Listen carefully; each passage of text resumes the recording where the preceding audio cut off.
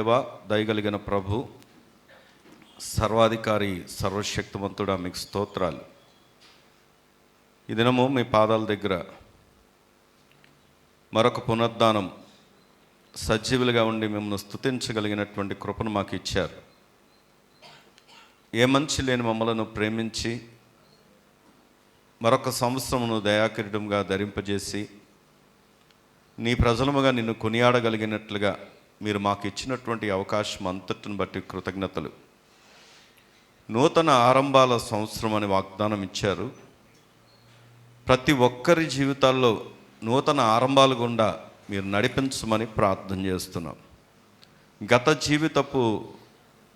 గత పరిస్థితులు, గత దుఃఖాలు, గత విధానాలు, గత ప్రవర్తన ఏది మీకు అయిష్టంగా మేము బ్రతికామో వాటన్నిటి నుండి విడిపించి ఈ నూతన సంవత్సరంలోనైనా నూతనమైనటువంటి నవీన స్వభావమును కలిగి నూతనమైన కార్యాలు గుండా మేము వెళ్ళగలిగినట్లుగా, అయ్యా నీ కొరకు నవీనముగా వాడబడినట్లుగా నీవు సహాయం దయచేయమని ప్రార్థన చేస్తూ, ఇంతవరకు ఆరాధనీయుడిగా ఆరాధించబడ్డారు. వాక్యమైన దేవుడిగా మా అందరితో మీరు మాట్లాడి మీ దాసును మరుగుపరచండి. పరిశుద్ధాత్మ దేవుడా మీరు మాట్లాడండి. ఏ వాగ్దానాన్ని అయితే ఇచ్చావో ఆ వాగ్దానాన్ని నీ దాసుడు పక్షంగాను, అయా మరి నీ దాసుడు ద్వారా నడిపించబడుతున్నటువంటి అయాయుగత నీ పరిచయ పక్షంగాను మీరు జరిగించి మీ నామమును గణపరచుకోమని సమస్త మహిమ మీకే చెల్లిస్తూ ప్రభువైన యేసుక్రీస్తు వారి యొక్క శ్రేష్టమైన నామంలో ప్రార్థించి పొంది ఉన్నాం మా పరమ తండ్రి, ఆమేన్. దేవుని యొక్క పరిశుద్ధ గ్రంథము నుండి చూడండి, అందరికీ పరిచయం ఉన్నటువంటి లేఖన భాగము యెషయా గ్రంథం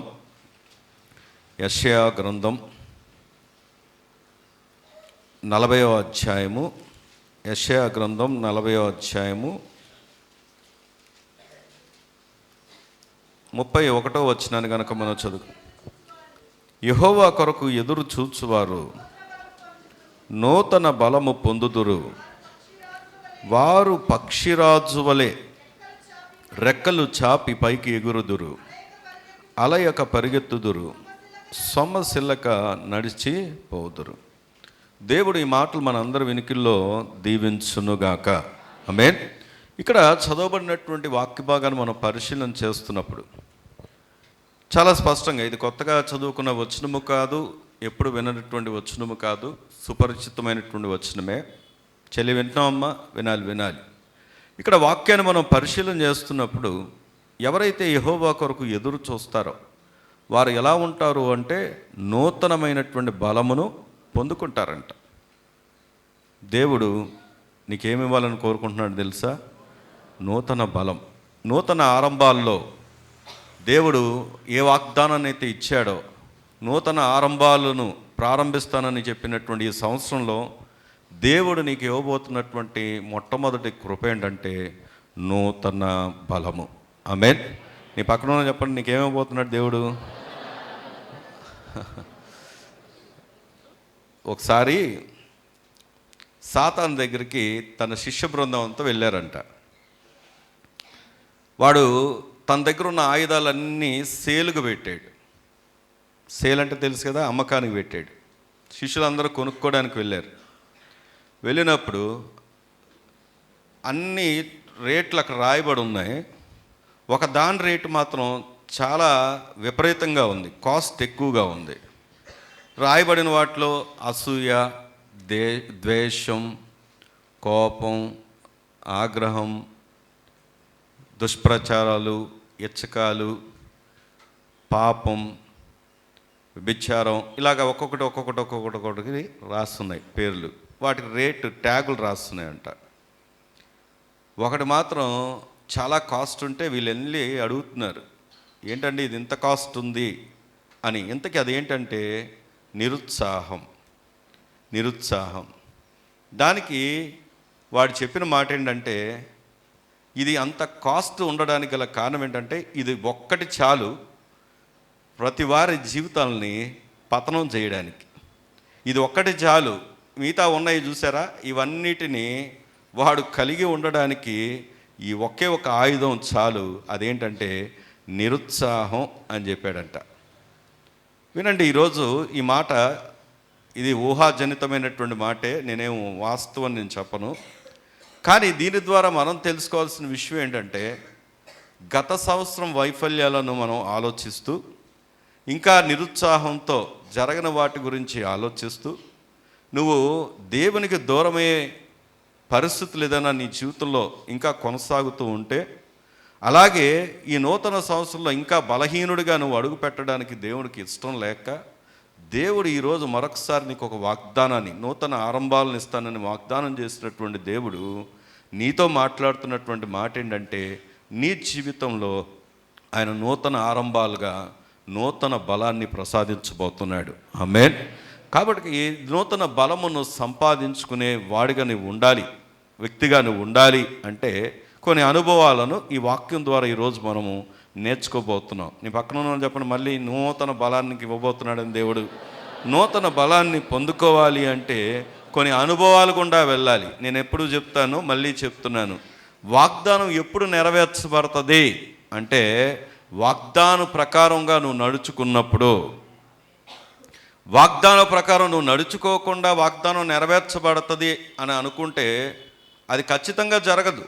కానీ అదే నువ్వు వాగ్దానానికి తగినట్టుగా నీ జీవితాన్ని కనుక మలుచుకోగలిగితే, ఈ నూతన సంవత్సరంలో నువ్వు ఈ తీర్మానం గుండా నువ్వు వెళ్ళగలిగితే, దేవుడు ఖచ్చితంగా నీ జీవితంలో ఆయన చెప్పినట్టుగా చేయడానికి ఆయన పూనుకుంటున్నాడు. ఆమేన్. కాబట్టి నూతన బలమును నువ్వు పొందుకోవడానికి ఏ అనుభవాలు ఉండాలో వాక్యంలోంచి చూద్దాం రండి. దేవుని యొక్క పరిశుద్ధ గ్రంథము నుండి దినవృత్తాంతాల మొదటి గ్రంథం 16వ అధ్యాయం. దినవృత్తాంతాల మొదటి గ్రంథం 16వ అధ్యాయం 27వ వచనం, పేజ్ నంబర్ 348. ఘనత ప్రభావములు ఆయన సన్నిధిని ఉన్నవి, బలమును సంతోషమును ఆయన యొద్ద ఉన్నవి. దేవుని స్తోత్రం చెప్దామా?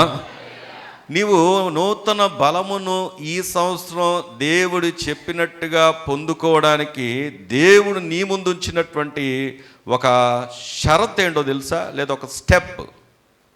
అదేంటంటే అక్కడే రాయబడి ఉంది, ఆయన సన్నిధిలో నీవు ఉండాలి. నీ పక్కన వాళ్ళు చెప్పండి ఈ మాట. ఎక్కడ ఉండాలి? నేను ఒక మాట అడిగిన, లాస్ట్ ఇయర్ నువ్వు దేవుని సన్నిధిలో ఎంత సమయము గడిపావో నాకు తెలీదు, అందుకే అపజయాలు పాలయ్యేవేమో. కానీ ఈ సంవత్సరం ఇప్పటి నుండి ఒక తీర్మానం తీసుకో. ప్రభు ఎలాంటి వాడంటే, నేను ఎప్పుడు చెప్తాను, the God of second chance. మళ్ళీ అవకాశాలు ఇచ్చాడు మనకి దేవుడు. మరొకసారి నీతో మాట్లాడుతున్నాడు. నువ్వు గడపవలసిన సమయం లోకంలో, లోక సంబంధమైన వ్యక్తులతో, వ్యర్థమైనటువంటి స్థలాల్లో కాదు, దేవుని సన్నిధిలో గడుపుతానని ఒక తీర్మానం తీసుకో. అందుకే ఈ సంవత్సరం మేము పోయిన వారం చెప్పాం, కొన్ని అమెండ్మెంట్స్ అంటే కొన్ని మార్పులు చేర్పులు ఈ నూతన సంవత్సరంలో మేము తలంచాం, ఆలోచన చేసాం సేవకులుగా. దాన్ని మీ ముందుకు తీసుకురావాలని అనుకుంటున్నాం. కానీ దీన్ని తీసుకురావడానికి ముందుగా ఒక పెద్దల యొక్క సమావేశం, తర్వాత పరిచర్లో ఉన్న వారి యొక్క సమావేశం యాక్చువల్గా ఈ సాయంత్రం అని అనుకున్నాం. కానీ ఎందుకంటే అది వాళ్ళతో చర్చించి మాట్లాడిన తర్వాత ఆ అమెండ్మెంట్స్ మీ ముందుకు అంటే ఆ మార్పులు చేర్పులు ఏదైతే ఉన్నాయో మీ ముందుకు తీసుకురావాలనుకున్నాం. అయితే ఇప్పుడు హాలిడేస్ టైం కనుక చాలా వరకు కొంతమంది ఊర్లు వెళ్తున్నారు. ఇది దృష్టిలో ఉంచుకొని నెక్స్ట్ వీక్కి ఇది పోస్ట్పోన్ చేసాం. కానీ ఖచ్చితంగా నెక్స్ట్ వీక్ ఈవినింగు మనమందరం అనగా పెద్దలైన వారు, పరిచర్లో ఉన్నవారు ఎవరైతే ఉన్నారో అందరం కూడా గ్యాదర్ అవ్వబోతున్నాం. కొన్ని విషయాలు మాట్లాడుకోబోతున్నాం, కొన్ని మార్పులు చేర్పులు చేయబోతున్నాం. ఇది ఎందుకు చెప్తున్నానంటే, ఎప్పుడు మోస పద్ధతిలో గడిచిన వైఫల్యాలను తలుచుకుంటూ ఇంకా అలాగే మనం కొనసాగకూడదు. కానీ నూతనమైనటువంటి విధానంలో మళ్ళీ మనం దేవుని ఎదుట మన బలమును బలపరుచుకొని ముందుకు వెళ్ళడానికి, మార్పులు చేర్పులు చేసుకొని మనం ముందుకు వెళ్ళడానికి ఈ ప్రయత్నాలు మేము చేస్తున్నాం. దేవుడు మరి ఆ ప్రయత్నాలన్నింటినీ దీవించునుగాక. ఆమేన్. ఇక్కడ వాక్యాన్ని మనం చూసినప్పుడు దేవుడు చెప్తున్నాడు, ఆయన సన్నిధిలోకి వెళ్తే నీకేమొస్తుంది? ఘనతా ప్రభావంలో. నిజంగా చెప్పమంటారా?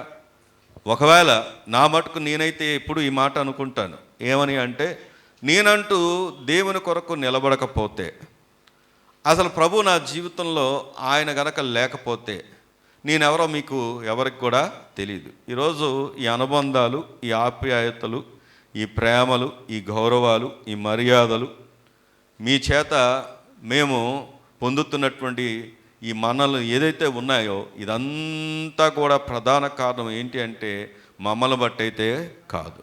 ఇది ఎక్కడ నుండి సాధ్యమైంది, ఎలా వచ్చింది గుర్తింపు అంటే దానికి కారణం దేవుని సన్నిధిలో ఉన్నటువంటి ఘనత ప్రభావం. దేవుని స్తోత్రం కలుగును గాక. అప్పుడప్పుడు విచిత్రంగా అనిపిస్తూ ఉంటుంది. వెళ్తూ ఉంటే రోడ్డు మీద ఎక్కడెక్కడో కొన్ని స్థలాల్లో వందనాలు చెప్తారు. వారెవరో తెలియదు, అన్న మీరు మాకు తెలుసు అంటారు. లేకపోతే ఫలానా చర్చ్ అంటారు, ఫలానా మాకు తెలుసండి అంటారు. అవునండి అవునండి మేము ఇప్పుడు చూడలేదు, లేదా చూసినట్టు ఉంది అని అనుకుంటాం. వారికి నిజంగా గుర్తుండదు, కానీ వారికి మేము తెలుసు. అంటే జస్ట్ ఒక ఎగ్జాంపుల్ చెప్తున్నాను.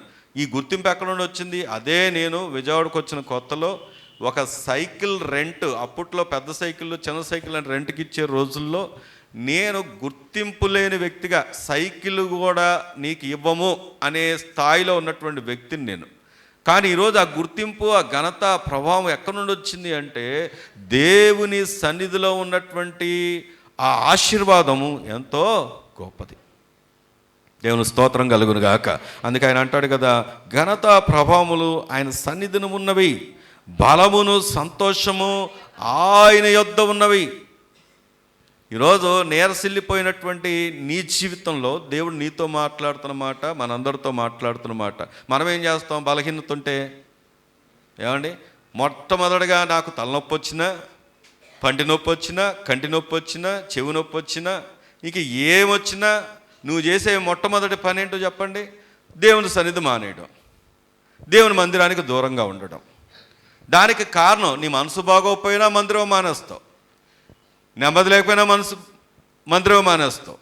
కానీ వాక్యం చెబుతున్నటువంటి మాట ఏంటంటే నీవు దేవుని సన్నిధిలో ఉండటం ద్వారా, దేవుని సన్నిధికి రావటం ద్వారా దేవుడు నీకు ఇచ్చేటటువంటి గొప్ప ఆ యొక్క సంతోషకరమైన విషయం ఏంటంటే బలమును సంతోషమును ఆయన యొద్ద ఉన్నవి. దేవుని స్తోత్రం కలుగును గాక. ఈరోజు నేను మళ్ళీ చెప్తున్నాను, గత సంవత్సరంలో నువ్వు అలా గడిపేవేమో, ఈ సంవత్సరం ఇంకా అలా ప్రారంభించక. మనం ప్రారంభించాలి, దేవుడు మన జీవితంలో ఆరంభించాలనుకుంటుంది ఏంటో తెలుసా? నీకు నూతన బలాన్ని ఇవ్వాలని ఆయన ఇష్టపడుతున్నాడు. ఆమేన్. మరి ఈరోజు దేవుడు నీతో మాట్లాడుతున్నాడు. ఇప్పటి నుండి నువ్వు ఆయన సన్నిధికి ఏమివ్వాలి చెప్పండి? ప్రాధాన్యతనివ్వాలి. ఆయన సన్నిధిలో గడపడానికి మందిరంలో ఉండాలి, మందిర క్రమాల్లో ఉండాలి. అంత మాత్రమే కాదు, వ్యక్తిగతంగా కూడా దేవునితో ఉండాలి, దేవుని వాక్యాన్ని చదవాలి. నేను నిజంగా చెప్తున్నాను, నేను సిద్ధపాటుతూ చదివే చదువు వేరు, కానీ వ్యక్తిగతంగా చదివే విషయంలో గత సంవత్సరంలో ఏంటంటే అనుకున్నంతగా చేయలేకపోయాను. కానీ ఈ సంవత్సరం ప్రతి సంవత్సరం ఇలాగ చెప్పడం కాదు, ఈసారి చెయ్యాలి అని నేనేం చేశానంటే చదివినవే, వచ్చినవే, తెలుసుకున్నవే మళ్ళీ చదువుతుంటే కొత్త విషయాలు తెలుస్తున్నాయి. యోహాను సువార్తలో నాకు చాలా ఆశ్చర్యం అనిపించిన విషయం, అంటే మీకు కొత్తగా కాకపోవచ్చు కానీ నాకైతే కొత్తగా అనిపించిన మాట ఏంటంటే యోహాను సువార్త ముగింపు వచనం దగ్గరకు వచ్చినప్పుడు నాకు చాలా కొత్తగా అనిపించింది మాట. ఏంటి ఆ మాట? చూద్దాం, చూడండి.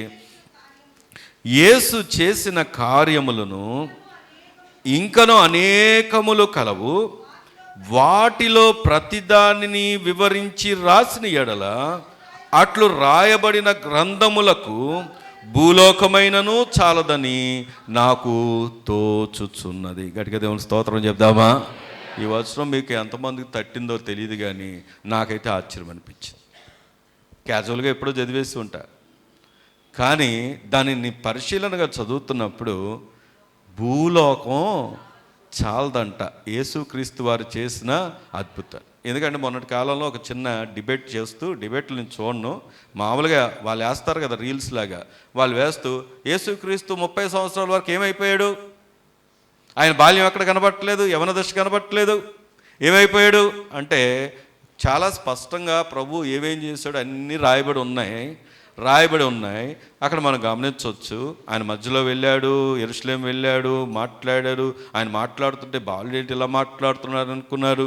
అలాంటి అన్నీ కూడా రాయబడి ఉన్నాయి, ఎక్కడ కూడా రాయకుండా ఏం లేవు. అయితే ఈ గ్రంథంలో చాలా స్పష్టంగా రాయబడిన మాట ఏంటంటే ఇంకా అనేకమైన అద్భుతాలు ఉన్నాయి. రాస్తే ఏం చాలదంట? చెప్పండి, రాస్తే ఏం చాలదంట? భూలోకం చాలదంట. అంటే అన్ని అద్భుతాలు ఆయన తన జీవితంలో చేశాడు. దేవుని స్తోత్రం చెప్దామా? నీవు ఆయన రాసిన కొన్ని అద్భుతాలే నీ జీవితానికి చాలా ఎక్కువ. ఏమండి? అవే ఇంతవరకు మన జీవితంలో మనం చదవడానికి చాలా ఉన్నాయి, నేర్చుకోవడానికి చాలా ఉన్నాయి. కానీ ఆయన చేసిన అద్భుతాలంట ఎన్నున్నాయంట? భూలోకం చాలంత గ్రంథం, రాయాల్సినంత గ్రంథం ఉందంట. అయితే ఎందుకు కొన్నే రాశాడు అంటే, అదే యోహాను సువార్తలో 20వ అధ్యాయం 5వ వచనం చూస్తే 30వ వచనంలో చదవండి. మరియు అనేకమైన ఇతర సూచక్రియలను యేసు తన శిష్యుల ఎదుట చేసెను, అవి ఈ గ్రంథమందు రాయబడి ఉండలేదు కానీ యేసు దేవుని కుమారుడైన క్రీస్తు అని మీరు నమ్మునట్లు, నమ్మి ఆయన నామమందు జీవం పొందునట్లు ఇవి రాయబడెను. దేవుని స్తోత్రం చెప్దామా? ఆయన ఇంకా ఎన్నో సూచక్రియలు చేశాడు, ఇంకా ఎన్నో అద్భుతాలు చేశాడు. ఆయన చేసినవి అన్నీ కాదు, ఎన్నో ఉన్నాయి. కానీ ఎందుకు కొన్నే రాశాడు అంటే, అక్కడ రాయబడి ఉంది ఏమని అంటే, నమ్మి ఆయన యందు నామమందు జీవం పొందినట్లుగా కొన్ని మాత్రమే, ఆయన యేసు క్రీస్తుని నమ్మినట్లుగా కొన్ని మాత్రమే రాశాడు. నేను ఒక మాట అడగనా? అప్పుడప్పుడు ఇప్పుడేం మరి తెలియదు కానీ ఇప్పుడంతా కుక్కర్లు వచ్చాయి, కానీ రైస్ కుక్కర్లు. అన్నం ఉడికింది అంటే చూడడానికి ఏం చేసేవాళ్ళు? ఒక మెతుకు చూస్తే చాలనేవాళ్ళు. ఏమండి? నాకు కొన్నిసార్లు కూరగాయలకు వెళ్ళినప్పుడు ఎలా చూడాలో తెలియదు. సొరకాయకి వెళ్ళి చూస్తే ఆల్రెడీ చాలా గోర్లు గుచ్చుంటాయి దానికి. ఏమండి? చాలా గోర్లు గుచ్చుంటాయి. ఎందుకు అంటే లేతదైతే గోరు దిగుద్ది అని. మరి అప్పటికే చాలా గోర్లు గుచ్చున్నాయిగా. ఏమండి? అంటే ఎందుకు ఈ మాట చెప్తున్నానంటే, కొన్నిటిని రాశాడంట. అదే మనం నమ్మి బాప్తిజం పొందడానికి, యేసు ప్రభు అని తెలుసుకోవడానికి, అది మన జీవితానికి చాలు. దేవుని స్తోత్రం కలుగును గాక. ఈరోజు ఈ మాటను ఎందుకు మనం జ్ఞాపకం చేస్తున్నామంటే, వ్యక్తిగతంగా కూడా దేవునికి ఎప్పుడు కూడా మనం ఏం ఇవ్వాలో తెలుసా? ప్రాధాన్యతను ఇవ్వాలి. ఆయన సన్నిధిని ప్రాధాన్యతనివ్వాలి. ఆయన యొక్క సముఖంలో ఉండడానికి ప్రాధాన్యతనివ్వాలి.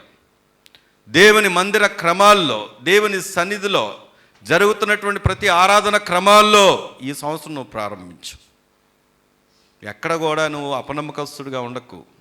ఎందుకంటే దేవునితో గడపకుండా దేవుని సన్నిధిని మనము నిలవడం కూడా నేరస్తులమే.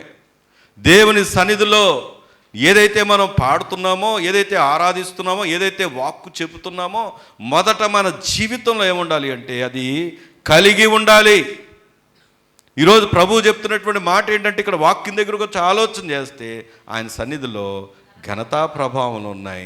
ఆయన సన్నిధిలో ఇంకేమున్నాయి అంటే బలమును, సంతోషం ఉంది. రండి వాక్యంలోంచి చూస్తే కీర్తనలో రాయబడి ఉంది, చక్కని మాట ఉంటుంది. 16వ కీర్తన 11వ వచనాన్ని కనుక మనం చూస్తే, 16వ కీర్తన, జీవమార్గమును నీవు నాకు తెలియజేసేదవు, నీ సన్నిధిని సంపూర్ణ సంతోషము కలదు, నీ కుడి చేతిలో నిత్యము సుఖములు కలవు.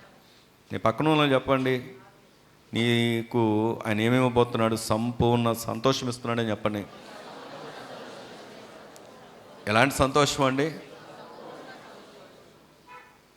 ఇప్పుడు ఉన్నటువంటి మొబైల్స్లో అన్నిటికన్నా కాస్ట్లీయెస్ట్ మొబైల్ నాకు తెలిసి ఏంటి? ఐఫోనేనా? శాంసంగా? ఓకే, సరే శాంసంగే అనుకో, పోనీ ఐఫోనే అనుకో. కొంతమంది కిడ్నీలు కూడా అమ్మేసి కొనుక్కుంటారంట ఐఫోన్. మరి అదేం పిచ్చు. అయితే ఎలాంటి కాస్ట్లీయెస్ట్ ఫోన్ అయినా ఫస్ట్ సారి తీసుకురాగానేమో ఫోటోలు దిగేస్తావు, చూసేస్తావు, దాన్ని చాలా అపురూపంగా చూసుకుంటావు. దానికి ఆ గార్డులు వేస్తారు, ఈ గార్డులు వేస్తారు, పెట్టేటప్పుడు కూడా చాలా నీట్గా పెడతారు. 1 నెల ఒక 6 నెలలు, ఒక సంవత్సరంలోపే మైండ్ ఏమైపోద్ది చెప్పండి? ఐఫోన్ 17 ప్రో మ్యాక్స్ వస్తే తర్వాత ఐఫోన్ 17 పోయి 18 ప్రో మ్యాక్స్ వచ్చింది. శాంసంగ్ ఇప్పుడు వారు అన్నట్టుగా S25 అల్ట్రా వస్తే తర్వాత మళ్ళీ S26 అల్ట్రా వచ్చింది. సంతోషానికి ఏమైపోద్ది తెలుసా? కొత్త మోడల్ రాగానే బ్రేక్ పడిపోద్ది. కారణం ఏంటంటే లోకంలో మనం ఒక ఎగ్జాంపుల్, ఇది అందరూ మన చేతిలో ఉంటుంది కాబట్టి చెప్తున్నాను. ఒక ఎగ్జాంపుల్, ఆ సంతోషం అన్నది తాత్కాలికమైంది. కానీ దేవుని వాక్యం చెబుతున్నటువంటి ఒక సత్యం ఏంటో తెలుసా? ఆయన సన్నిధిలో ఏం దొరుకుద్దంటే సంపూర్ణమైన సంతోషం దొరుకుద్ది. దేవుని స్తోత్రం కలుగును గాక. ఎందుకంటే ఆయన కుడి చేతిలో నిత్యము సుఖం ఉంది. ఇక్కడ కేవలం భౌతికమైన విషయమే చెప్పట్లేదు. అక్కడ అంటాడు, ఆయన సన్నిధికి వస్తే నువ్వు కష్టాల్లోనే వచ్చావు, శ్రమల్లోనే వచ్చావు, నష్టాల్లోనే వచ్చావు, వేదనలోనే వచ్చావు. కానీ నీకు దేవుడు ఏం చేస్తాడో తెలుసా? వచ్చిన నీకు దేవుని సన్నిధిలో జీవ మార్గాన్ని తెలియజేస్తాడు. దేవుని స్తోత్రం కలుగును గాక.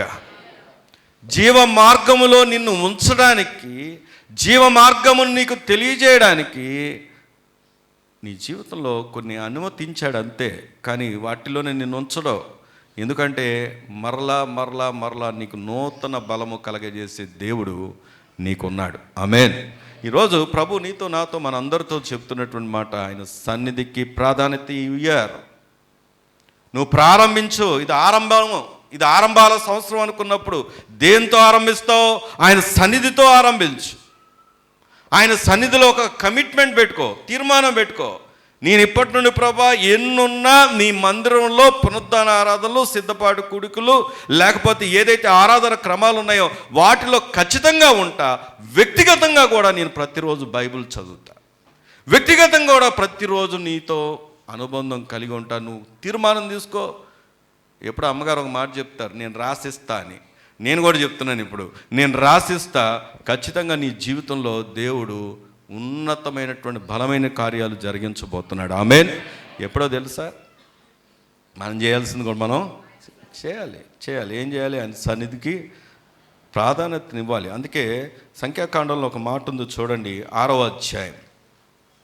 సంఖ్యాకాండం 6వ అధ్యాయం 24వ వచనాన్ని కనుక మనం చదువుకున్నట్లయితే, సంఖ్యాకాండం 6వ అధ్యాయం 24వ వచనం, యెహోవా నిన్ను ఆశీర్వదించి నిన్ను కాపాడునుగాక. యెహోవా నీకు తన సన్నిధిని ప్రకాశింపజేసి, దేవుని స్తోత్రం చెప్దామా? హల్లెలూయా, హల్లెలూయా. దేవుడు తప్పకుండా దీవిస్తాడు. కానీ దేవుడి దీవెన కంటే, దేవుడిచ్చే ఆశీర్వాదం కంటే దేవుడు మనతో ఉండడం ఎంత భాగ్యమో. ఆమేన్. అందుకే కదా మోషే అంటాడు, ప్రభువా, మోషే ఏమన్నాడు తెలుసా? ప్రభువా, నువ్వు నన్ను ఎలా వెళ్ళమంటున్నావు? నీ ప్రజలను ఎలా తీసుకువెళ్ళమంటున్నావు? నాకు అన్నిటికన్నా ప్రాధాన్యమైనది ఏదో ఉందో తెలుసా? నీ సన్నిధే. నీ సన్నిధి మాతో రాకుండా మేము వెళ్ళలేం. ఏంటి మోషే ఎల్లు అంటున్నాడు ప్రభు. దేవుడు అంటుంటే మోషేతో దేవుడు అన్న మాట ఏంటో తెలుసా? నీవు రాకుండా మేము ఎక్కడికి వెళ్ళగలం? మేము మాట చెప్పనా? ఈ భూ ప్రపంచంలో నువ్వు ఎక్కడికైనా ఆయన సన్నిధి లేకుండా బ్రతకగలిగిన వారు ఎవరము లేము. నువ్వు ఎక్కడికైనా వెళ్ళు, ఏ దేశమైనా వెళ్ళు, ఏ దేశంలో అయినా నువ్వు దేవునికి విధేయుడై బ్రతకాలి. ఏ దేశంలో ఉన్నా. ఎందుకంటే కల్చర్ వేరుగా ఉంటాయి. వేరే దేశాలకు వెళ్తున్నప్పుడు కల్చర్ వేరుగా ఉంటుంది, అక్కడ విధానాలు వేరుగా ఉంటాయి. ఎందుకంటే ఇప్పుడు ఇక్కడే ఇండియాలోనే ఎన్నో కల్చర్స్ మారిపోయి ఫారిన్ కల్చర్స్ అవలంబిస్తున్నటువంటి నేటి దినాల్లో చాలా ట్రెడిషన్స్ మారిపోయినటువంటి నేటి దినాల్లో ఇక్కడే మనం చూస్తుంటే ఎన్నో విషయాలు తెలుసుకుంటున్న దినాల్లో మరి వేరే దేశాల్లో ఎలా ఉంటుంది? అలాంటిది ప్రభు చెప్తున్న మాట, బైబిల్ గ్రంథంలో ఇతర దేశాల్లో ఉండి కూడా దేవునికి నమ్మకంగా ఉండి దేవుని యందు భయభక్తులు కలిగి ఎవరైతే వారు దేవునికి లోబడ్డారో వారిని ఎక్కడుంచాడో తెలుసా? ఆ దేశంలోనే అధికారంలో ఉంచాడు. దేవుని స్తోత్రం కలుగును గాక. అది అన్యదేశమైనప్పటికీ, శత్రుదేశమైనప్పటికీ, వేరే ఏ ప్రాంతమైనప్పటికీ తన ప్రజలతో దేవుడు ఇచ్చినటువంటి గొప్ప ఆశీర్వాదం ఏంటంటే వారున్న స్థలములోనే వారిని అధికారంలో నిలబెట్టాడు. ఆమేన్. ప్రియ సంగమా, దేవుని సన్నిధికి ప్రాధాన్యతనిద్దాం. నీ జీవితం ఇప్పటి నుండి ఆరంభించు. దేవుని దగ్గర ఒక తీర్మానం తీసుకో. ప్రభువా, ఈ సంవత్సరం నీ సన్నిధి విషయంలో, నీ మందిరం విషయంలో నేను ఖచ్చితంగా ఒక కమిటెడ్ లైఫ్ కలిగి ఉంటానని ఎప్పుడైతే తీర్మానం తీసుకుంటావో, దేవుడు నీ జీవితంలో నూతన బలమును, నూతన సంతోషాన్ని ఇవ్వబోతున్నాడు. ఆమేన్. రండి, దేవుని వాక్యం దగ్గరకు వచ్చి ఆలోచన చేస్తే దేవుడు మనతో మాట్లాడుతున్నటువంటి మాట, ఆయన ఇంకెలాగా నూతన బలాన్ని ఇస్తాడు అని అంటే, దినవృత్తాంతాల మొదటి గ్రంథం 22వ అధ్యాయం, మొదటి గ్రంథం 22వ అధ్యాయం 13వ వచనం చదువుకుందాం. Page number 353. యెహోవా ఇశ్రాయేలును గూర్చి మోషేకు ఇచ్చిన కట్టడల ప్రకారముగాను, ఆయన తీర్చిన తీర్పుల ప్రకారముగాను జరుపుకొనుటకు నీవు జాగ్రత్త పడిన ఎడల నువ్వు వృద్ధి పొందుదువు. ధైర్యము తెచ్చుకొని బలముగా ఉండుము, భయపడకము, దిగులు పడకము. చాలండి. దేవుడు చాలా స్పష్టంగా చెప్తున్నటువంటి మాట ఏంటంటే, ఎవరైతే ఆయన కట్టడలు అనగా ఆయన వాక్యాన్ని కలిగి ఉంటారో వారు నూతన బలమును పొందుకుంటారు. దేవుని స్తోత్రం చెప్దామా? నీకు చెప్పండి, పక్కన నీకు దేవుడు నూతన బలం ఇస్తాడని. దానికి నువ్వేం చేయాలి? చెప్పండి ఏం చేయాలి? ఆయన కట్టడలను అనుసరించాలి. ఆయన వాక్యాన్ని గైకొనాలి. ఆయన వాక్యానికి దగ్గర అవ్వాలి. డైలీ నేను ప్రతిరోజు బైబిల్ చదువుతాను అన్నవారు ఇక్కడ ఉన్నారా? నాకు చదువు రాదండి, నేను చదవడానికి రాదండి అంటారా? నేను ఒక వ్యక్తి గురించి చదివినప్పుడు, తెలుసుకున్నప్పుడు, ఆ వ్యక్తి పేరు జ్ఞాపకం లేదు కానీ, ఆయన కేవలం సువార్త పంచుతున్నాడు అని చెప్పేసి తీసుకెళ్ళి ఆయన జైల్లో వేశారు. వింటున్నారన్నా? వినండి. జైల్లో వేశారు. జైల్లో వేస్తే ఆయన అంట బైబిల్ చదవడానికి అవకాశం లేదు. ఎందుకంటే జైలు ఎలాంటిది అంటే చీకటి కొట్టు, అసలు కనపడదు, కటిక చీకటి. కానీ ఆయన బైబిల్ చదివేవాడంట. ఎలా చదివాడు అని ఆయన సాక్ష్యం తర్వాత విన్నప్పుడు చెప్పిన మాట ఏంటంటే, వీళ్ళంట భోజనం కోసం ఓపెన్ చేస్తారు కదా, ఆ సమయం ఈయన ఏం చేసేవాడంట, వెంటనే బైబిల్ తీసుకొని బైబిల్ చదివేవాడంట. తర్వాత క్లోజ్ చేస్తారు కదా, క్లోజ్ చేసినప్పుడు చీకట్లో తినేవాడు. ఆహారం కంటే, శారీరక ఆహారం కంటే దేనికి ప్రాధాన్యతనిచ్చాడో తెలుసా? దేవుని వాక్కు. దేవుని స్తోత్రం కలుగునుగాక. ఆలోచన చేద్దాం. కొన్నిసార్లు అనుకుంటాం, దేవుని మాట మనకు వినిపించబడుతున్నప్పుడు నాకు ఇష్టం లేని మాట వచ్చింది అనుకోండి, నా గురించే చెప్తున్నారు అనుకుంటారు. దేవుని మాట, నిన్ను ఎరిగిన మాట ఖచ్చితంగా అది ఏ మూల నువ్వు కూర్చున్నా, ఎవరికి కనపడిన స్థలంలో నువ్వు ఉన్నా, అసలు కనపడే ప్రదేశంలో నువ్వు లేకపోయినా, దేవుని మాట, నిన్నెరిగిన దేవుడు నీతో ఖచ్చితంగా మాట్లాడతాడు. ఆయన మాటను ఎవరైతే అంగీకరిస్తారో వారి జీవితంలో ఏమొస్తుంది అంటే నూతనమైనటువంటి బలమును ప్రసాదిస్తాడు. దేవుని స్తోత్రం కలుగునుగాక. అందుకే 119వ కీర్తనలో ఒక మాట ఉంది చూడండి. 119వ కీర్తన మొదటి వచనం చదువుకున్నట్లయితే, యెహోవా ధర్మశాస్త్రమును అనుసరించి నిర్దోషముగా నడుచుకుని వారు ధన్యులు. ఆయన శాసనములను గైకొనుచు పూర్ణ హృదయముతో ఆయన వెదుకువారు ధన్యులు. వారు ఆయన మార్గములలో నడుచుకొనుచు ఏ పాపమును, దేవుని స్తోత్రం చెప్దామా? ఏంటంట దేవుడు మొట్టమొదటిగా తన వాక్కును వినేవారు, వాక్యానుసారంగా బ్రతికేవారు, వాక్యానికి ప్రాధాన్యతనిచ్చేవారు విషయంలో దేవుడు చెప్తున్న మాట ఏంటో తెలుసా? వారు ధన్యులు. నీ పక్కన తట్టి చెప్పండి, నువ్వెవరో? నువ్వు ధన్యురాలివి, నువ్వు ధన్యుడు. ఎవరు ధన్యులు? ఆయన వాక్యాన్ని చదివేవారు, వినేవారు, దాని ప్రకారం నడుచుకునేవారు, వాక్యానుసారంగా బ్రతికేవారు. వారు ఎవరు అంటే దేవుని దృష్టిలో వారు ఎవరు అంటే ధన్యులు. వారంట ఏ పాపమును చేయరండి. ఇప్పుడు చెప్పండి, పాపం మన జీవితంలోకి ఎంటర్ అవుతుందంటే కారణం ఏమై ఉంటుంది? వాక్యాన్ని బేస్ చేసుకుని మాట్లాడితే వాక్యం లేకపోవడం. గుజరాత్ ప్రాంతంలో దాదాపుగా 160 లేదా 200 ఇంచుమించుగా మళ్ళీ క్రైస్తవ్యాన్ని విడిచిపెట్టి ఎక్కడికి వెళ్ళిపోయారు తెలుసా? మళ్ళీ వాపసి అని వెనక్కి వెళ్ళిపోయారు. అంటే ఏమిటి అంటే తిరిగి ఏ విధానాలను విడిచిపెట్టి వచ్చారో తిరిగి అందులో కలిసిపోయారు. దాన్ని చాలా గొప్పగా ఆర్భాటంగా చూసారా, వాపస్ అయ్యారు, చూసారా అంటే వెనక్కి వచ్చేసారు, చూసారా వారు తెలుసుకున్నారు, చూసారా అసలు సత్యమేంటో తెలుసుకున్నారు అని చెప్పేసి దాన్ని విపరీతమైనటువంటి ప్రచారం చేయబడుతోంది. వినాలి. అయితే వినండి వినండి వినండి, దేవుని వాక్యం ఎవరి జీవితాలు అయితే లేవో వారు ఎవరైనా సరే, ఎలాంటి వారైనా సరే మళ్ళీ పడిపోయే అవకాశాలు ఉన్నాయి. కానీ సత్యం ఎరిగితే వాక్యం నిన్ను ఏం చేస్తుందంటే గొప్ప చేస్తుంది. దేవుని స్తోత్రం కలుగును గాక.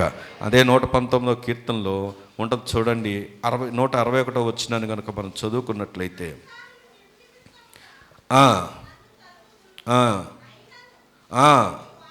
నీ వాక్య భయము నా హృదయమందు నిలుచుచున్నది, విస్తారమైన దోపు సొమ్ము సంపాదించిన వాని వలె నీవిచ్చిన మాటను బట్టి నేను సంతోషించుచున్నాను. నేను ఒక మాట అడుగుతున్నాను, వినండి, నా వైపు చూడండి. ఇక్కడ రాయబడిన వచనాన్ని మీరు చూసినప్పుడు, అధికారులు నిర్నిమిత్తంగా నన్ను తరుముదురు అంటే శ్రమ రాకుండా ఉందంటారా? అనా ఉందా? శ్రమ రాలేదా? ఏ మాట అయినా చెప్పండి, నాకు శ్రమ గురించి మాత్రం చెప్పకండి అంటారా? వాక్యాన్ని ఆధారం చేసుకుంటే శ్రమ వచ్చింది. శ్రమ వచ్చినప్పటికీ, శత్రువు ఉన్నప్పటికీ, వ్యతిరేకతలు ఉన్నప్పటికీ, సమస్యలు ఉన్నప్పటికీ నాకు వాక్యం ఉంది. ఆ వాక్యాన్ని బట్టి నేను బలమును, సంతోషాన్ని కలిగి ఉన్నాను. దేవుని స్తోత్రం కలుగును గాక. అందుకే మీరు చూస్తే పరిశుద్ధ గ్రంథంలో ఎందరో భక్తులైనటువంటి వారు, ప్రవక్తలుగా జీవించినటువంటి వారు, దేవుని కొరకు నిలబడినటువంటి వారు, వారిని గమనించినప్పుడు వారి కష్ట సమయాల్లో వారిని నిలబెట్టింది ఏంటో తెలుసా? దేవుని వాక్యే. వారు కష్ట సమయాల్లో వెళ్తున్నప్పుడు వారితో దేవుని మాట పదే పదే మాట్లాడడం ద్వారా, దేవుడు వారితో మాట్లాడడం ద్వారా తిరిగి వారు అధికమైనటువంటి బలమును పొందుకొని అధికమైనటువంటి సేవను వారు చేశారు. దేవుని స్తోత్రం కలుగును గాక. కాబట్టి ఈ సంవత్సరం నూతన ఆరంభాల సంవత్సరంగా నువ్వు నూతన బలమును ఎలా పొందుకోగలవు అంటే, మొదట ఆయన సన్నిధికి ప్రాధాన్యతనివ్వు, రెండవది ఆయన వాక్యానికి ప్రాధాన్యతనివ్వు, మూడవది చూద్దాం రండి దేవుని వాక్యంలోంచి ఇంకా దేనికి ప్రాధాన్యతనివ్వాలి అంటే, కీర్తనల గ్రంథం 105వ కీర్తన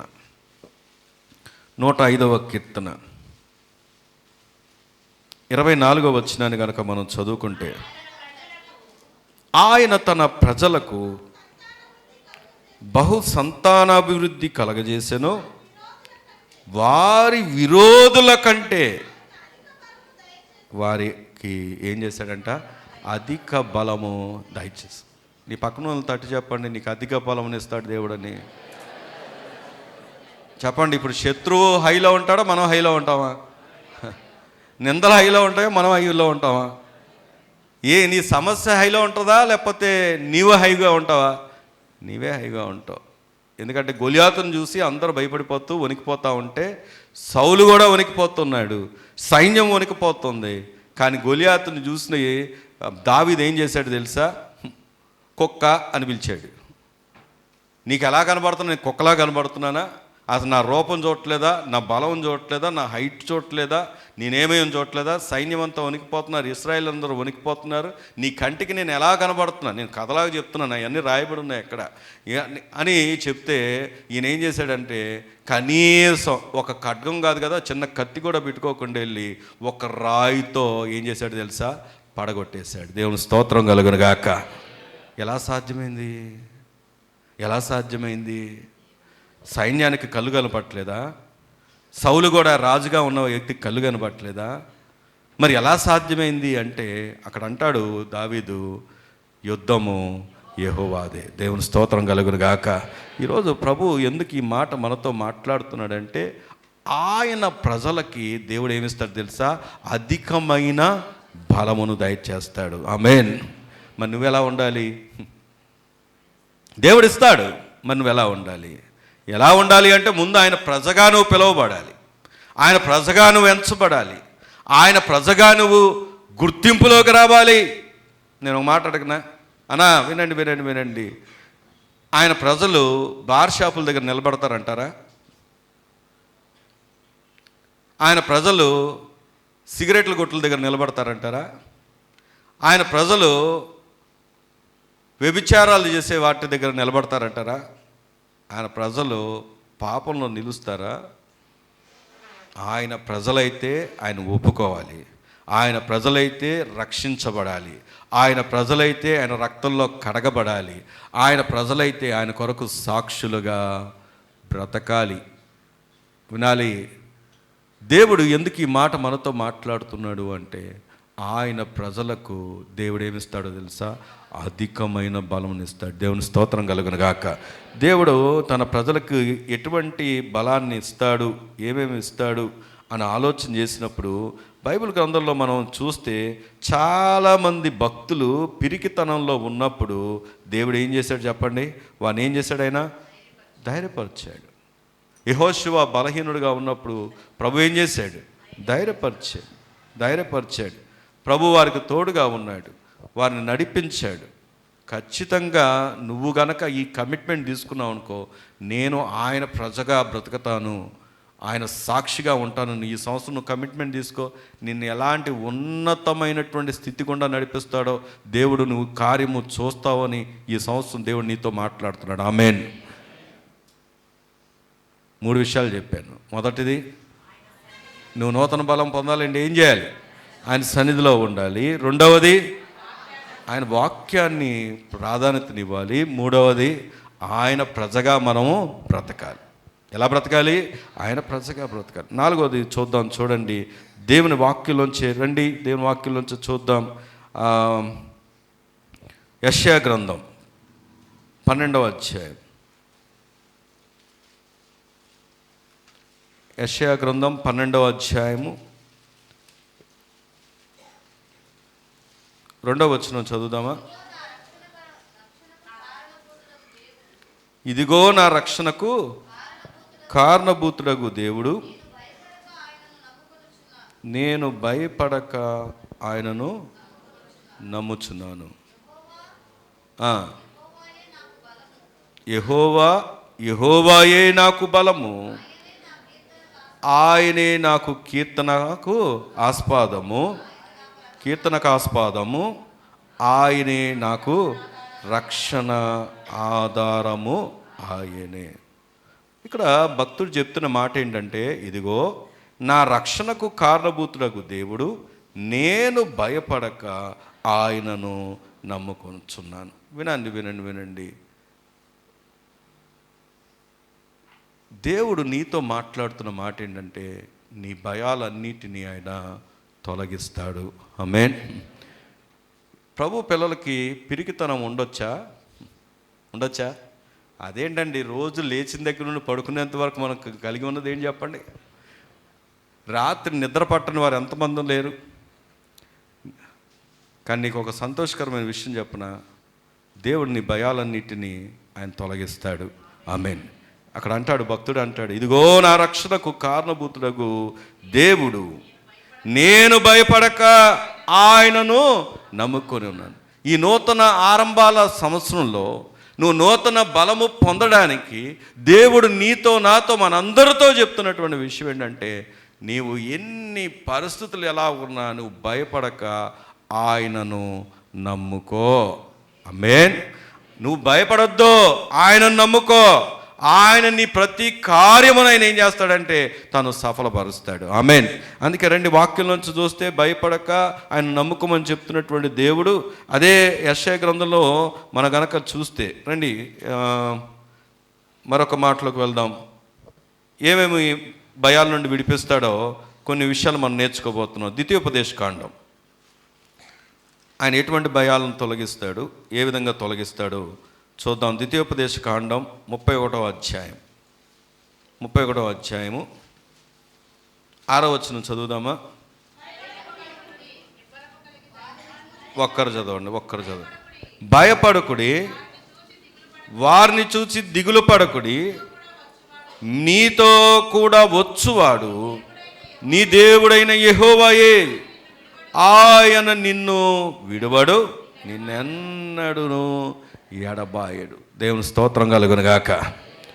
నాకు ఒక ఆశ్చర్యకరమైనటువంటి విషయం ఒకటి తెలిసింది. అదేంటంటే, రష్యాలో అత్యంత ధనవంతుల లిస్టులో ఒక అతను ఉన్నాడు. అతని పేరు బహుశా మరి నోట్ చేసుకున్నా లేదో గుర్తులేదు, కానీ ఇతను అత్యంత ధనవంతుడంట. అయితే జరిగిన విషయం ఏంటంటే, ఒకే ఒక్క ట్వీట్ అంటారు తెలుసా? అంటే ఒక మెసేజ్, ఇప్పుడు మనం స్టేటస్ పెట్టినట్టుగా దాని ఇన్స్టాగ్రాములో లేకపోతే ట్విట్టర్లో అనుకుంటా ఒక మెసేజ్ పెట్టాడంట. ఒక మెసేజ్ పెట్టిన తర్వాత అత్యంత ధనవంతుల లిస్టులోంచి అమాంతం కింద పడిపోయాడు. ఆయన ఎంత కింద పడిపోయాడంటే, అసలు ఆ దేశంలో ఆయన పేరు కూడా లేనంతగా కింద పడిపోయాడు. మొత్తం ఒకే ఒక్క మెసేజ్ ద్వారా ఎన్ని కోట్లు లాస్ అయ్యాడంటే 83,000 కోట్లు. ఒక మెసేజే 83,000 కోట్లు లాస్ అయిపోయాడు వెంటనే. రీజన్ ఏంటంటే, రష్యా ప్రధాని పుతిన్ ఆయనకి వ్యతిరేకంగా ఒక ట్వీట్ పెట్టాడంట. వెంటనే మొత్తానికి ఆయన్ని ఏం చేశారంటే, ఆ ట్వీట్ ద్వారా విద్రోహిగా చిత్రించి ఏం చేశారంటే, మొత్తం ఆయన ఆస్తులు గీస్తులు అని ఒక్క దెబ్బతో 83,000 కోట్లు ఎగిరిపోయారు. ఇప్పుడు ఈ విషయాన్ని ఎందుకు జ్ఞాపకం చేశానంటే, ఒకవేళ ధనం ఉంది, బలం ఉంది అని అనుకుంటే అది శాశ్వతం అంటే ఎంత మాత్రమూ కాదు. జస్ట్ లాస్ట్ వీక్ అనుకుంటా నేను చెప్పింది, జాబులోంచి అమాంతం తీసేశారు. ఎందుకు తీసేశారు? కారణం ఏంటి అంటే, దానికి కారణం లేట్ వస్తున్నందుకు కాదు. ఎందుకు చెప్పండి? ముందు వస్తున్నందుకు. అదేమన్నా రీజనా? ఇంకా సంతోషిస్తారు. మనమైతే ఏం చేస్తాం చెప్పండి? సంతోషిస్తాం. కానీ దాన్ని కూడా బేస్ చేసుకొని అప్పటికప్పుడు జాబు తీసేశారు. ఇవన్నీ ఎందుకు చెప్తున్నాను అంటే, వేటిని మనం నమ్ముకున్న ఏది కూడా మనకు సంతోషాన్ని ఇచ్చేవి లేవు. ప్రసంగి గ్రంథం అంతా అదే చెప్తాడు కదా, సమస్తము కూడా వ్యర్థమే. కానీ అదే దేవుడు నీకున్నటువంటి భయాలన్నిటినీ విడిపిస్తానని చెప్తూ, దానికి ఏంటి ఆధారం అంటే 31వ అధ్యాయం 6వ వచనంలో ఆయన అన్నాడు, భయపడకుడి, వారిని చూచి దిగులు పడకుడి, నీతో కూడా వచ్చువాడు నీ దేవుడైన యెహోవాయే, ఆయన నిన్ను విడువడు, ఎన్నడును ఎడబాయడు. నిన్ను విడువడు, నిన్నెన్నడును ఎడబాయడు. ఒక మాట అడగనా? నువ్వు లాభంలో ఉన్నప్పుడే ప్రభు నీతో ఉంటాడా? సంతోషంలో ఉన్నప్పుడే ప్రభు నీతో ఉంటాడా?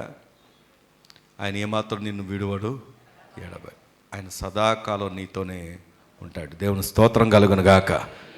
ఎందుకో తెలుసా? నీ భయాలన్నిటి నుండి నిన్ను విడిపించడానికి. నూతన బలమునిస్తానని వాగ్దానం ఇస్తున్న దేవుడు నిన్ను పిరికివాడిగా చూడడానికి ఇష్టపట్ల. పిరికితనం అనేది తిమోతి పత్రికలో రాయబడి ఉంది. అది దేవుడిచ్చింది కాదు. ఆయన ఏ ఆత్మనిచ్చాడంట? ఇంద్రియ నిగ్రహము కలిగినటువంటి ఆత్మనే ఇచ్చాడు, కానీ పిరికితనము గలటువంటి ఆత్మ ఇవ్వలేదు. నాకు బలహీనత ఉంది, ఏం పర్లేదు, దేవుడు ఉన్నాడు. నాకు శారీరక రుగ్మత ఉంది, ఏం పర్లేదు, దేవుడు ఉన్నాడు. నాకు అప్పుల సమస్య ఉంది, ఏం పర్లేదు, నాకు దేవుడు ఉన్నాడు. నాకు శత్రువులు ఉన్నారు, ఏం పర్లేదు, నాకు దేవుడు ఉన్నాడు. మీకు తెలుసా, దావీదుని చంపాలని సౌలు ఎన్ని ప్రయత్నాలు చేశాడో. సైన్యాన్ని పంపించాడు, తను ప్రత్యక్షంగా వెళ్ళాడు, మొత్తం కూడా ఆయన్ని వెతుకుతూ ఉన్నారు. ఆశ్చర్యమైన విషయం ఏంటో తెలుసా? ఒక రాజు హోదాలో ఉన్న వ్యక్తి ఎవరు? సౌలు. ఆ రాజు దావీదుకి దగ్గరగా ఉన్నాడు చంపడానికి. దావీదు చంపాడా? ఎందుకు చంపలేదు అంటే దేవుని చేత అభిషేకించబడి. నాకు అందులో ఆశ్చర్యమైన విషయం ఏమనిపించిందంటే, సైన్యాన్ని పట్టుకొని తిరుగుతున్న రాజు బలవంతుడా, దాక్కున్నవాడు బలవంతుడా? దాక్కున్నవాడి చేతికి బల్యాలు విసిరాడంట ఒకప్పుడు సౌలు. ఎన్నోసార్లు దావీదుని దొరికాడు అనుకున్న సమయంలో దావీదు చేతికి సౌలును అప్పగించాడు, కానీ సౌలు చేతికి ఎప్పుడు కూడా దావీదును అప్పగించలేదు. కారణం ఏంటో తెలుసా? దేవుడు దావీదుతో ఉన్నాడు. దేవుని స్తోత్రం కలుగును గాక. ఈరోజు ఇదే మాట నీతో మనందరితో మాట్లాడుతున్నాడు. నీకు ఎన్నో ఉన్నవన్నీ నేను చెప్పను, కానీ అన్నిటికీ మించినటువంటి దేవుడు నీతో ఉన్నాడు. ఆయన నిన్ను ఏమాత్రం విడవడు, ఏయపడు. ఒకవేళ పిరిగితనంలో ఉంటే ప్రభు నీతోనే చెప్తున్నాడు, భయపడద్దో. ఈ సంవత్సరం నీ భయాలన్నిటినీ దూరం పెట్టి నీ మాట చెప్తున్నటువంటి నేను, నా గురించి మా ఇంటి వారిని అడగండి, మా బంధువులను అడగండి, ఆఖరికి నేను ఎంత పిరికొన్నో, నేను డిగ్రీ కంప్లీట్ అయ్యేంత వరకు, గ్రాడ్యుయేషన్ అయ్యేంత వరకు నాకు మించిన పిరికోడు లేడు. అంత పిరిగివాడిని నేను ఒకప్పుడు. కానీ ప్రభువు నా జీవితంలోకి ఎప్పుడైతే ఎంటర్ అయ్యాడో, ప్రభువుకు నా హృదయంలోకి ఎప్పుడైతే దేవుడు స్థానం తీసుకున్నాడో, నా జీవితంలో పిరికితనాన్ని ఎలా పారేసాడో తెలియదు. ఒక బలవంతుడిగా దేవుని కొరకు ఒక సాధనంగా నిలబెట్టుకున్నాడు. దేవుని స్తోత్రం కలుగునుగాక. ఇది ఎలా సాధ్యమైందంటే నా గొప్పతనం కాదు, నాలోంచి ఆ పిరికితనాన్ని తీసిన నా దేవుని గొప్పతనం. ఆమేన్. ఈరోజు అదే దేవుడు నీతో నాతో చెప్తున్న మాట ఏమనో తెలుసా? నీ భయాలన్నిటిని విడిపిస్తాడు. భయపడొద్దు. రండి, యోహాను మొదటి పత్రిక 4వ అధ్యాయం. యోహాను మొదటి పత్రిక 4వ అధ్యాయము 18వ వచనాన్ని కనుక మనం చదువుకుంటే, ప్రేమలో ఏముండదు చెప్పండి? ప్రేమలో ఏముండదు? ప్రేమలో ఏముండదు? భయం ఉండదు. దేవుని వాక్యం చెప్తున్న మాట, అసలు ప్రభువును నిన్ను ఎంతగా ప్రేమిస్తుంటే ఇంకా నీకు భయం ఎందుకు ఉంటుంది అంటే, ఇంకా ఆయన ప్రేమ నీకు అర్థం కాలేదు. వాక్యం చాలా స్పష్టంగా చెప్తున్నాడు. ప్రేమలో ఏముండదు చెప్పండి? భయం ఉండదు. అసలు యాక్చువల్గా పోనీ మనమేమన్నా దేవుని మొదట మనం ప్రేమించామంటే, అదే యోహాను పత్రికలో ఏమంటుందో తెలుసా? ఆయనే మొదట మనలను ప్రేమించును. అసలు మనం ఆయన ప్రేమించడం కాదు, మొదట ఆయన మనం ప్రేమించాడు. మనని ప్రేమించే దేవుడు మనకున్నాడు కనుక ఆ ప్రేమలో ఏముండదు అంటే భయం ఉండదు. దేవుని స్తోత్రం కలుగును గాక. అన్నిటికంటే భయంకరమైనటువంటి భయం ఏదైనా ఉందంటే మరణ భయం.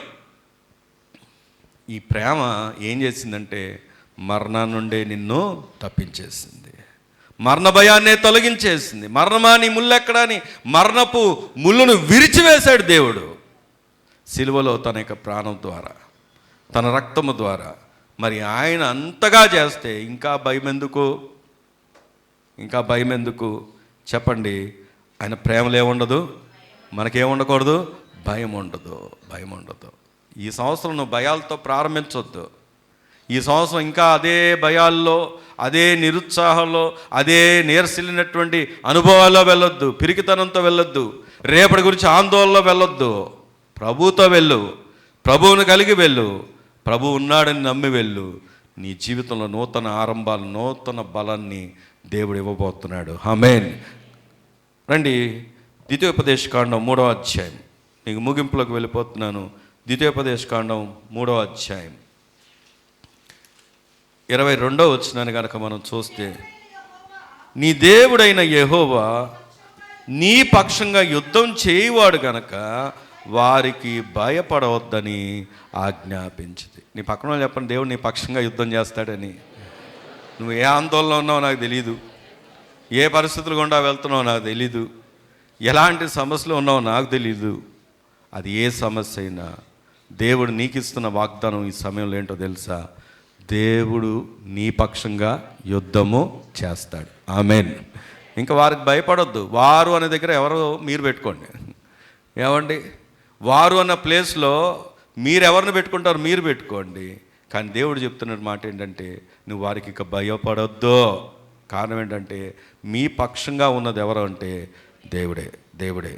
ఆయన మన పక్షంగా ఉంటే ఏం చేస్తాడు అంటే సామెతల గ్రంథం 19వ అధ్యాయంలో 23వ వచనాన్ని కనుక మనం చూస్తే, సామెతల గ్రంథం యెహోవా యందు భయభక్తులు కలిగి ఉండుట జీవసాధనము, అది కలిగినవాడు తృప్తుడై అపాయము లేకుండా బ్రతుకును. దేవుని స్తోత్రం చెప్దామా? దేవునికి భయపడతే, నువ్వు మనుషులకు కాదు భయపడాల్సింది చెలే, దేవునికి భయపడతే. నువ్వు మనుషులకు భయపడుతున్నావు, కానీ దేవుడు చెప్తున్న మాట ఏంటంటే దేవునికి భయపడు. ఈ సంవత్సరం దేవుడు ఏమిస్తాడో తెలుసా? తృప్తి. ఏమిస్తే తృప్తి వస్తుంది? ఏం పెట్టుకుంటే తృప్తి వస్తుంది? ఇందాకే చెప్పాను కదా, నువ్వు ఎన్ని లక్షలు పెట్టినా రాని తృప్తి ఏమండి దేవుడు నీకు ఇస్తాడు. నూతన సంవత్సరం నోటిఫికేషన్స్ వస్తూ ఉంటాయి. ఏమనంటే అంబానీ గొప్ప సంతోషకరమైన మాట ఇచ్చాడు మనకని. ఏంటి అంటే కొత్త ప్లాన్ తీసుకొచ్చారు అంటారు, కొత్త టారిఫ్ తీసుకొచ్చారు అంటారు, కొత్త టారిఫ్, కొత్త ప్లాను, కొత్త విధానం తీసుకొచ్చారు అంటారు. అదే తిప్పి కొడతా ఉంటారు వాళ్ళు. ఇంకా చెప్పాలంటే వాళ్ళు ఏదైనా ఫ్రీ ఇస్తున్నారు అంటే మన కొంప ముంచబోతున్నారు అని అర్థం. ఎందుకు అంటే అసలు మొదట ఫ్రీగా ఇచ్చి తర్వాత అలవాటు చేసి ఫోన్పేలు కూడా, ఫోన్పే ఇప్పుడు అందరికి అలవాటు అయ్యాక ఫోన్పే ఏం చేస్తున్నారు? ఛార్జీలు వేస్తున్నారు. నీకు తెలియకుండానే నీవనుకుంటా నాకు రూపాయిగా పోతుంది ఏమైందిలే అనుకుంటావు. అసలు ఈ కొన్ని లక్షల మంది, కొన్ని కోట్ల మంది రూపాయలు ఎన్ని కోట్లు అవుతాయి? ఏమండి ఆలోచన అర్థమైందా? అంటే ఎందుకు ఈ మాట చెప్తున్నా అంటే వాళ్ళకి అంత ధనం ఉన్నా తృప్తి ఉందా? లేదు. ఎప్పటికీ ఆ తృప్తి తీరుతుందా? వస్తుందా? రాదు. ఇంకో మాట చెప్పనా? నేనైతే ఏమనుకుంటానంటే, ఉదాహరణకి నిన్నటి కాలంలో ఒక దగ్గరికి వెళ్ళా, భోజనం చేశా, సంతోషంగా వాళ్ళతో గడిపాం, తృప్తిగా భోజనం చేసాం, వచ్చాం. కానీ వాళ్ళకి మనకులాగా ఫ్రీగా వెళ్ళగలరా? వాళ్ళు పిలిపించుకుంటారు, సెలబ్రిటీని పిలిపించుకుంటారు, ఎగిరించుకుంటారు, డ్యాన్స్లు వేయించుకుంటారు, అన్నీ చేయించుకుంటారు. వాళ్ళు వెళ్ళిపోయిన తర్వాత ఖర్చు అవుద్ది, సరే ఇదంతా అయింది. మనకులాగా స్వేచ్ఛగా సంతోషంగా ఉండగలరా అంటే ఉండలేరు. కానీ వారి కంటే కూడా గొప్ప భాగ్యాన్ని దేవుడు మనకు ఇచ్చాడు. దేవుని స్తోత్రం కలుగును గాక. నువ్వు చేయాల్సింది ఒకటే, దేవుని యందు భయభక్తులు కలిగి ఉంటే దేవుడు నీకు ఇచ్చే గొప్ప భాగ్యం ఏంటంటే, చూడండి అక్కడ అన్నాడు కదా, బైబిల్కి కలిగిన జీవసాధనము అది కలిగిన వాడు తృప్తుడై అపాయము లేకుండా బ్రతుకును. ఎలా బ్రతుకుతాడంట? అపాయము లేకుండా. ప్రియ సంగమా, 4 విషయాలు జ్ఞాపకం చేస్తా. నువ్వు నూతన బలము పొందుకుంటావు. ఎప్పుడు? మొదట చెప్పండి, ఆయన సన్నిధిలో ఉండాలి. కమిట్మెంట్ తీసుకో. ఇప్పటి నుండైనా ఆయన సన్నిధిలో ఉండడానికి ఒక తీర్మానం తీసుకో. రెండవది, ఆయన వాక్యాన్ని ప్రాధాన్యతనివ్వాలి, గైకొనాలి, దాని ప్రకారం నడుచుకోవాలి, లోబడాలి, వాక్యాన్ని చదవాలి. మూడవది, ఆయన ప్రజగా ఉండాలి, సాక్ష్యం కలిగి ఉండాలి, ఆయన ప్రజగా బ్రతకాలి. ఇప్పటికైనా గుర్తుపెట్టుకోండి, నీవు ఉండే స్థలంలో, నీ స్నేహితులతో నువ్వు మాట్లాడేది, నువ్వు వెళ్తున్న ప్రదేశాలు, నువ్వు ఉంటున్న పనుల్లో, నువ్వు ఉండే ఉద్యోగాల్లో, ఎక్కడున్నా నేనెవరో అంటే నీ ఐడెంటిటీ ఏంటో తెలుసా? నువ్వు ఆయన ప్రజవు. నాలుగవది, భయపడొద్దు. భయపడితే ఎవరికి భయపడాలి? దేవునికి మాత్రమే భయపడాలి. లోకానికి కాదు నువ్వు భయపడాల్సింది, దేవునికి భయపడాలి. ఐదవది చూపించి ముగిచ్చేస్తాను. రోమాపత్రిక 4వ అధ్యాయం, రోమాపత్రిక 4వ అధ్యాయం 21వ వచనం.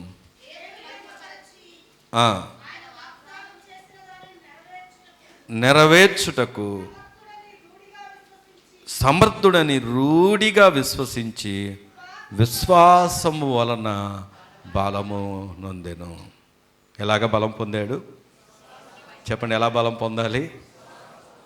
ఈ సంవత్సరం నుండి దేవుని వాగ్దానం నువ్వు నమ్మి అది ఖచ్చితంగా నెరవేర్చుటకు సమర్థుడని ఎరిగి ఎవరి యందు విశ్వాసం ఉంచాలి అంటే దేవుని యందు నువ్వు విశ్వాసం ఉంచితే ఈ సంవత్సరం నీ జీవితంలో నూతన బలము దేవుడిస్తున్నాడు. ఆమేన్.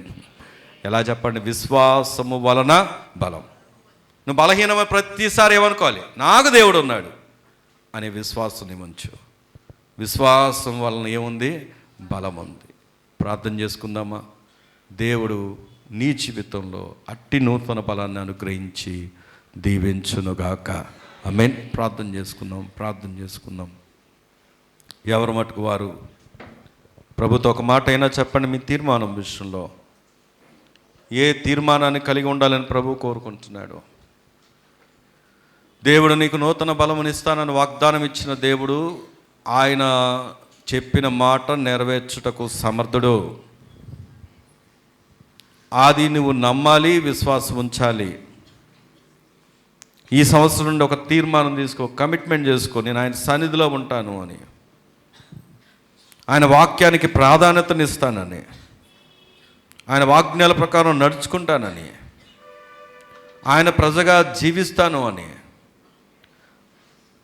భయపడకుండా ఆయనకు భయపడే వారంగా లోకానికి భయపడకుండా బ్రతుకుతానని, ఆయన యందు సంపూర్ణమైన విశ్వాసం ఉంచుతానని ఒక కమిట్మెంట్ నువ్వు తీసుకుంటే ఈ సంవత్సరం నూతన ఆరంభాల సంవత్సరంగా నూతన బలముతో నిన్ను నడిపించబోతున్నాడు. ఆమేన్. ప్రార్థన చేసుకుందాం. సర్వశక్తివంతుడైన మా తండ్రి, గొప్ప దేవుడా, మీకు వందనాలు, స్తోత్రాలు చెల్లిస్తున్నాం.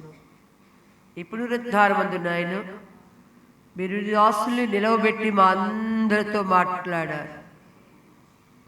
అయ్యా, కూడి ఉన్న మా అందరినీ దర్శించారు.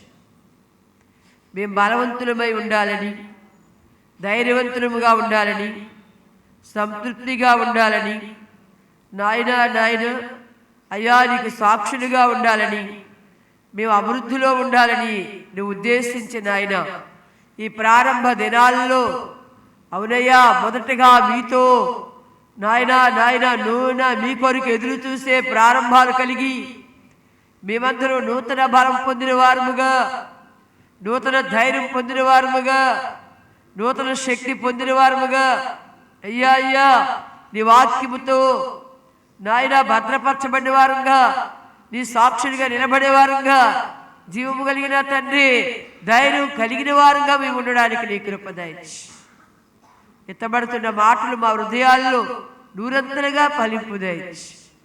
సంఘాన్ని నాయన కుటుంబాలను తండ్రి కూడి ఉన్న ప్రజలందరినీ వారు నీ చేతులకు అప్పగించి ఈ వాక్యం ఎందరూ చెవునికి వినబడుతుందో వారందరి జీవితాల్లో నూతన బలాన్ని ఇవ్వండి, నూతన తీర్మానాలు ఇవ్వండి, నూతన నాయన వడంబడికి ఇవ్వండి, ఒక నూతన సమర్పణ ఇవ్వండి అయ్యా, నూతన శక్తిని ఇవ్వండి ప్రభా. దేవాతి దేవుడా, అట్టి కృప మా అందరికి అనుగ్రహించి ఘనత మహిమ ప్రభావాలు పొందుకోమని యేసు నామమున అడిగి పొందున్నాం తండ్రి. ఆమేన్.